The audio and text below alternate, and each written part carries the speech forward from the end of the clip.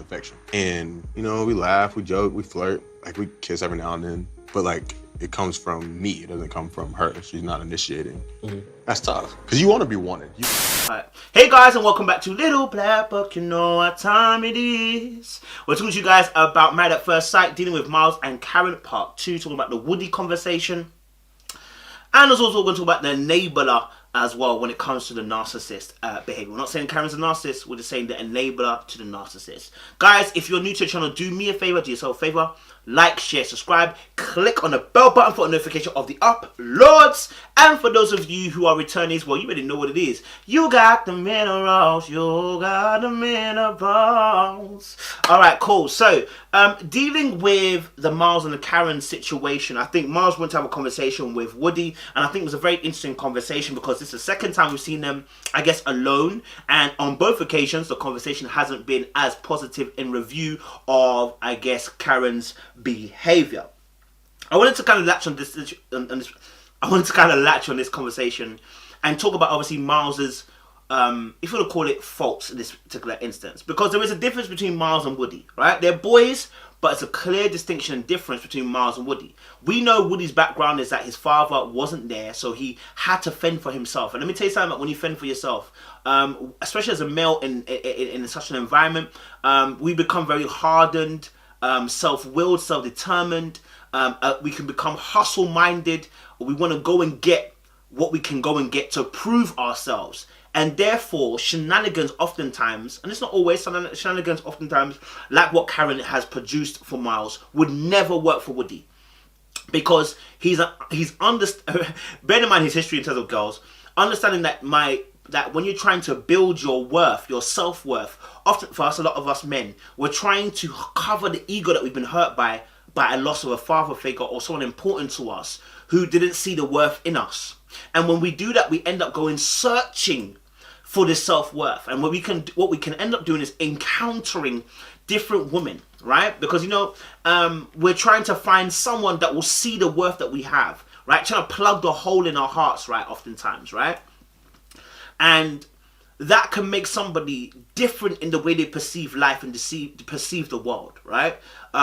Woody is a person that will take no nonsense. This is not going to happen. You understand? Like, yo, at the end of the day, I've lived my life. Listen, if you're on board, you're on board, gal. You understand? If you're not, deuces. Something, right? There isn't one.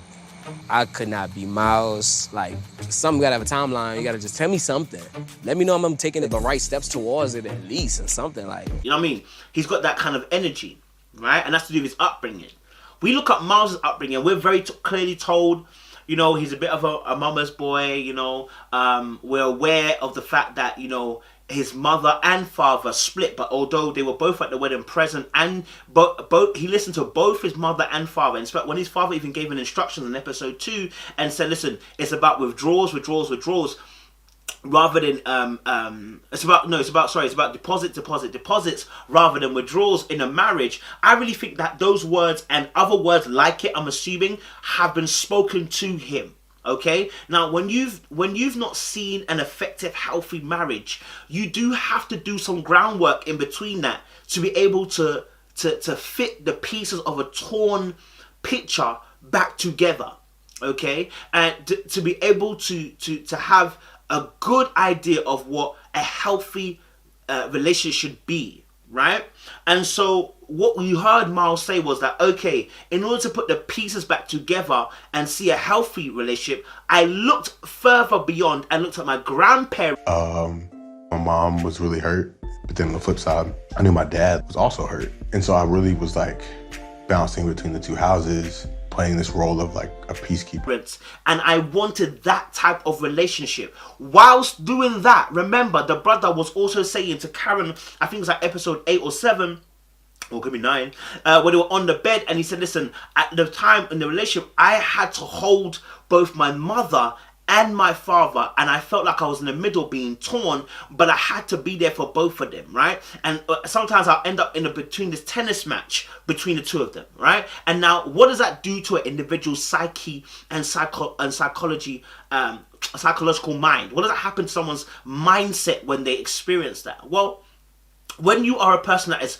willing to mediate and become in between two people and cause there to be peace rather than for there to be animosity and chaos, what can happen is that your needs, as he said to Karen as well. I actually verbalized that. I remember my dad saying to me, Miles, like, you've done enough.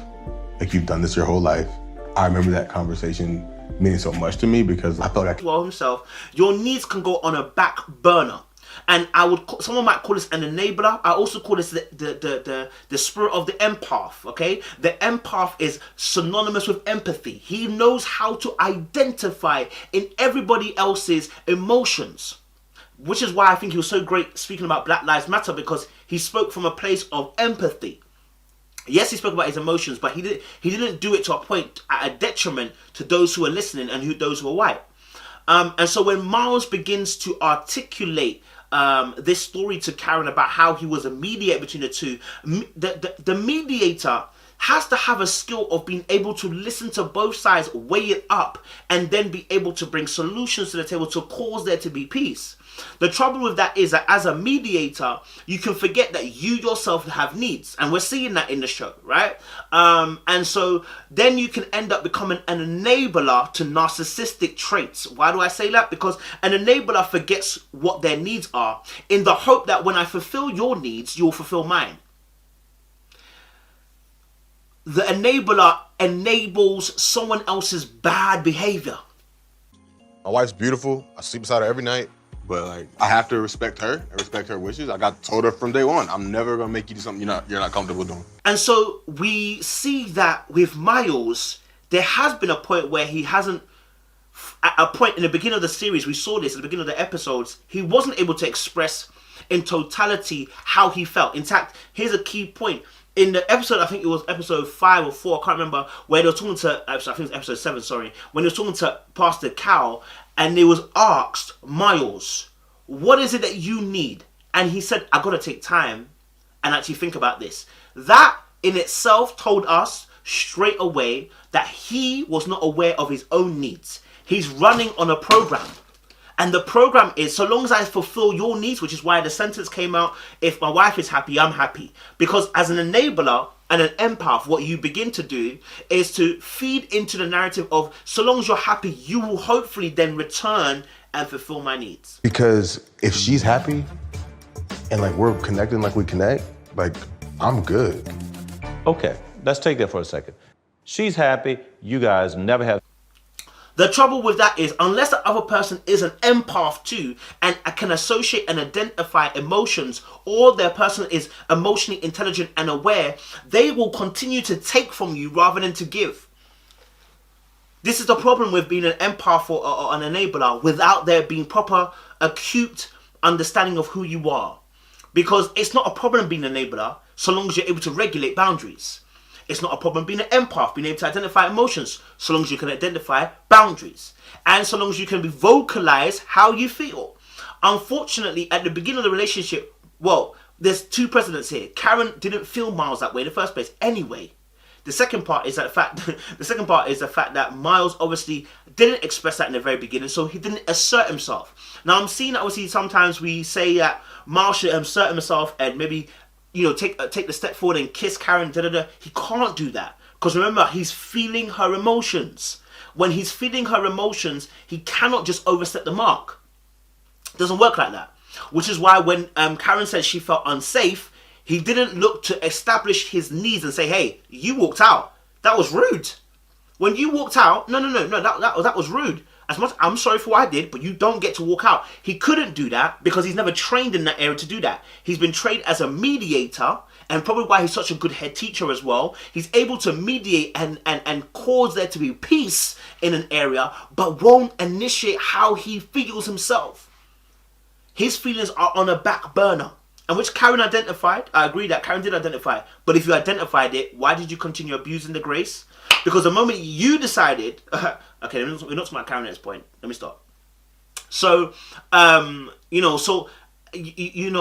saw that Miles was struggling to identify and have that conversation around his emotions in the early part. When Pastor Cal prompted him, you saw there was spurts of conversations.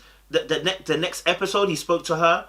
and spoke about how he wanted intimacy and and he was shut down. Now, because he's an empath and enabler, when he was shut down and he made a joke about the calendar and he said to himself, I'm going to apologize, right? I'm going to apologize because I stepped over the mark and I feel your emotions, I feel your feelings, right?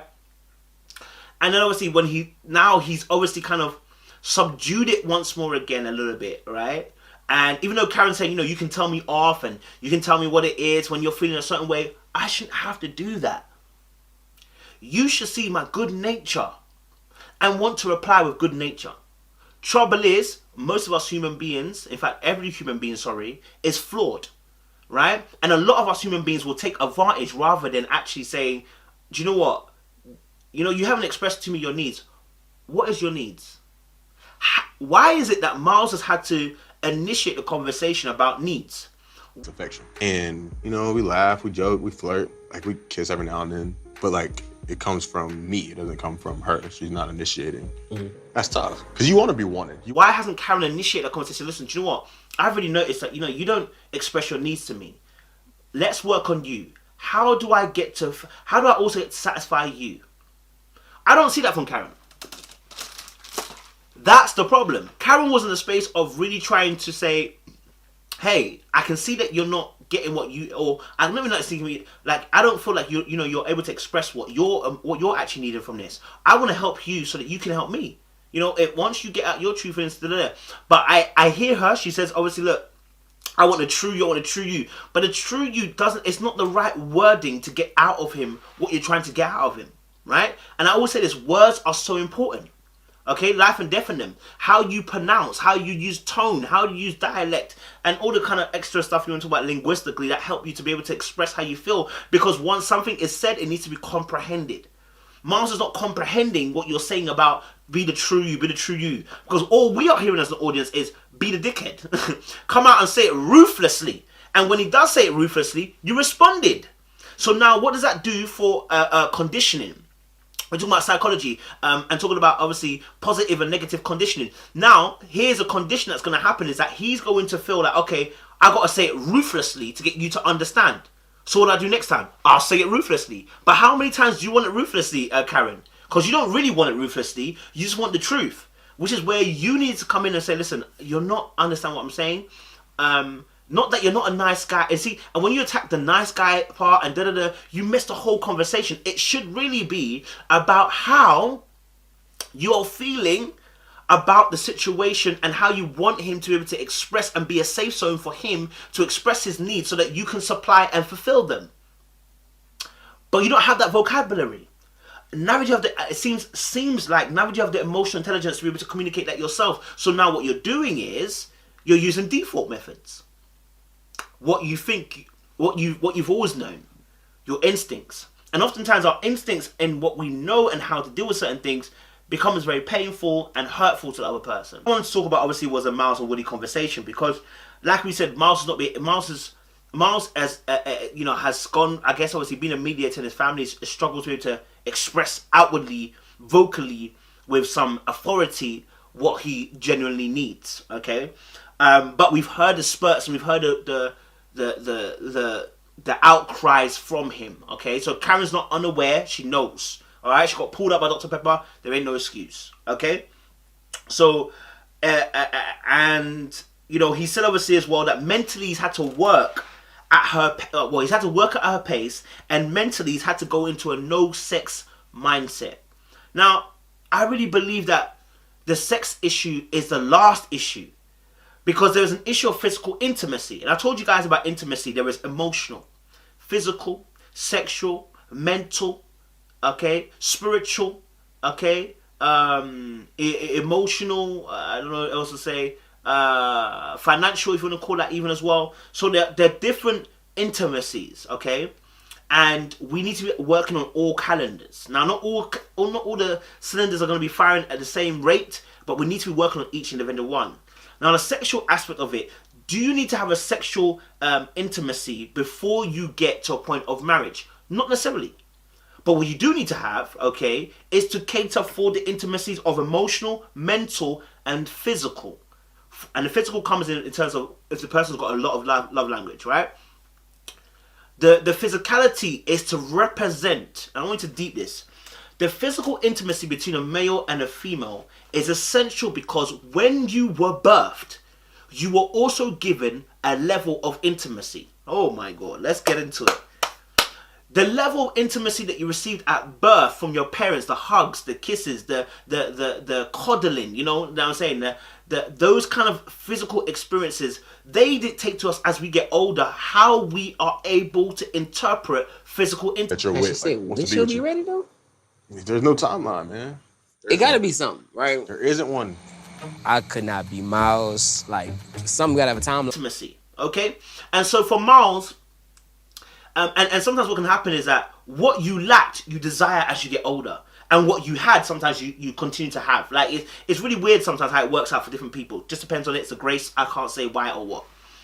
But for Miles, physical intimacy is important, okay? Physical intimacy rather than sexual, okay? Now, I know he said about the sex situation, but he's not getting physical either. At least, if he was getting from physical intimacy, hugs, kisses, and the compliments is emotional, but you know, the hugs, the kisses, the holding hands, coming up behind you and hugging you. Remember at one point Karen said to herself, it's really weird for her to experience someone coming up behind her and hugging her. That for me is not weird. I feel like if you said to me, oh, you know, it's been a minute still so since I've had a hug, I'll be like, yeah, I can understand that. Since I've hugged, it happened to me when I started dating my missus this year, but it wasn't weird. It was just like it has been a long time. Like it's almost like a forgotten sensation, right? But I'm used to doing it. It's a natural behavior. Remember, she said these physical touches are natural behavior for her. And now we're 4 months in and it still isn't happening. It's not natural for you, darling. Something has blocked it. So now when Miles is talking, what Miles is talking about is the fact that there seems to be no willingness from his understanding, because remember, he's got perspective. There seems to be on his side no willingness on Karen's part to change this behavior, even though she said she's going to change the behavior. Do you feel me? Remember, from the last episode, it was day, 73, 71, or whatever, 77? They are further on along. They're 4 months in now, whatever. They're day 90 or day 100 or whatever they are. I can't remember how many days we're in. They're way further along. So, since then, has progress been made? No, because the brother's now complaining. So, see it that Karen is suffering somewhere to be able to come into that terms of that physical intimacy. And so the sex is the last issue. The sex is now becoming a problem because there is no physical intimacy. Do you get it? Like, we can understand if the sex want to take a little bit longer. But if there's no physical intimacy, we're not getting to sex. Forget sex. It's hard to make a decision that you want to be with somebody forever if you don't know what that's like, you know? Bruh, you gonna hate me, sir. Sex, we're not getting there. And when there was a sex joke made, the person said they felt unsafe. Now, here's my thing. I don't think anyone's entitled to anybody's body. The Bible even says straight up, you know, my body's your body's mine. Like, that means that basically you don't have no control over trying to dominate someone else's body. You know what I mean? We should serve one another. If I don't want to be dominated in my body, I don't want to dominate you in your body. You understand? So the fact that Karen is 4 months in and there's a lack of physical and sexual intimacy tells me that something is traumatically happened in that area. Do you get me? Or she just doesn't fancy him. You know what I mean? So I can understand Mars' thingy. He said he lacks affection, and also as well, here's another thing. She's not initiating. So when he initiates, he's getting something, but she's not initiating. Let me tell you something. Let me tell you something very frank. Okay? I remember the first hug I gave my missus, I called it a church hug. Yeah? Because I put my side of my hip into her stomach and hugged her that way. Yeah, on the first time we went out ever. Yeah, we've been talking on the phone, but when we first got out on a date, if you want to call it that, I put my hip into her stomach and that's how we hugged. Do I hug her that way now? You mad? That was the last time I ever did it, fam. The hugs. I understand the frustration. I don't really understand the frustration, but I understand the frustration, my guy. Right? And so I've given her completely different. The way I hold her hand, different. The way I stroke her arm, different. The way that I may rub your back, different. The way I look at you with intensity and a glare, with attention to detail, with the way I'm looking at you like I want you, it's telling you everything. It's a signals. Okay? So before we even talk about bedroom stuff, you're seeing aspects of me desiring you. And not only did I also put myself forward, she's putting herself forward. She will come, she'll hold my arm, she'll come. She'll stroke my head. She'll come, she'll stroke my beard. You know what I'm saying? She might even say, Coach, have you put any cream in there because it's a bit dry? You know what I'm saying? Like, fam, she will tell me, without telling me, that she desires me. Because her comfortability in my presence tells me she's, one, not fearful of me, and two, that she's okay with me. You understand? And that there's a love between us. Do you understand? Yeah? When I'm sitting down doing work and she'll come and sit next to me and just want to be close to me, that's telling me all I need to. She's initiating. She's not telling me she wants sex. All she's telling me is that she desires the closeness, the intimacy. You understand? So I'm confused as to why the person just wants emotional intimacy but can't deal with the fact there should be a physical intimacy by now. The pace that we have been going in is most comfortable for Karen. Isn't going to have us falling in love soon. Yeah. Miles, what Woody says, obviously, for him, he wouldn't have been there by now. And here's the thing. This is Married at First Sight. So me even taking sex out of the equation, I'm kind of giving a leeway. You went on Married at First Sight on a show on a whim, and she continued the show on and on and on and on. And she went as far as she could. So for me, I'm seeing it, and I know that she had a desire to get on the show, to be married, but maybe didn't realize the intensity of her own traumatic experiences that are not enabling her to be able to give Miles what he needs. Okay, the cameras being there is an excuse because you could text. He's not saying I don't even get a dirty text. I don't even get a little, I can't wait to see you off camera. We don't get none of that. You understand? I keep saying this, like, no one's making you guys performing monkeys. We understand that there's cameras there, but that's an excuse as to why you can't. Brett and Olivia are the same thing. It's an excuse as to why you're not behaving a certain way. Because off camera, my man's not saying that I've got those things. Off camera, he's not saying he gets those things. So, again. And then he made a point about the fact that, Karen said she needs all transparency to trust before going that step. And I'm like, so what else do you need, sis? It's been 4 months. What y'all been doing? Again, I'm not even talking about sex, I'm talking about intimacy. What y'all been doing? You can't hold hands? Even Christians hold hands, baby. So mentally, I had to put myself in a place where I was like, we're not having sex. Like, okay, let's work on everything else. And if sex comes, it comes. If it doesn't, it doesn't. Was that easy? Even us with our Bible space, we hold hands, baby. Even us, we hug, baby. You know what I'm saying? Even us, we get close, baby. Darling, what's going on? You know what I mean? So, again, I see these reasons, but it doesn't tell the full story. And so, Woody's angle of he couldn't accept it if it was him is because of what he's experienced. And Miles' experience of why he's able to be so patient is because he's used to being a mediator. The problem is here is, as Karen said, you eventually will blow. You eventually will, because she's not giving you what you need. But now you've stated what you said that you wanted, and it's still not, and seemingly, there is no change. I'm going to have to wait till next week to see. There is no seemingly change from the last time she said she wants to, should I touch you on the shoulder? Should you want sex 3 times a week? Like, since that hasn't really been guaning, you understand? Where is the improvement? Where is the movement? That's what we're asking.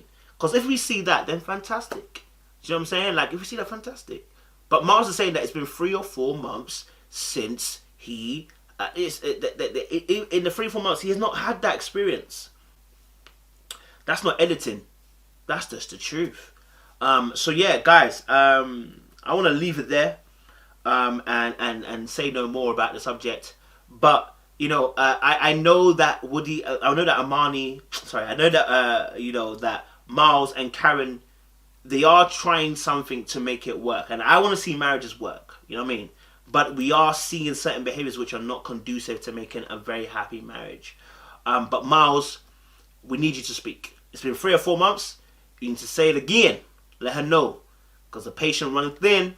And when it runs thin, you know what I'm saying? Karen, don't wait for him to come the prick before you decide to move properly and sensibly. Because by then, when you have to get into prick mode, I'm telling you, it takes a very long time to get out of that place. Because once you realize becoming a prick gets you what you wanted, why would you want to become the normal guy again? Why would you want to become the nice guy again? Why would I want to become the subservient guy again? When I realize being a prick for now gets what I need from you. It's conditioning. So guys, make sure you like, share, subscribe. I hope you like the review. Comment your thoughts down below, and we'll talk. You know, I appreciate you guys. Stay locked, stay loaded. More love.